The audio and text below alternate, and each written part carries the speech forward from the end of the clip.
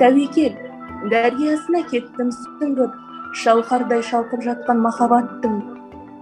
Қиыннан қаймықпайтын әдетім бар, еркіне қоя бердім ерталаптың.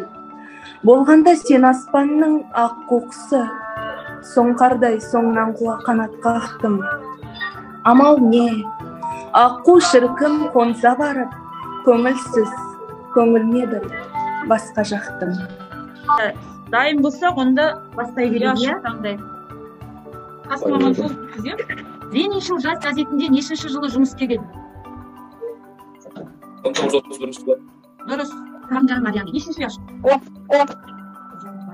Мариям Қақымжанова қай жылы дүниеге келді? 1906. 15 қарашада. Дұрыс, молодец.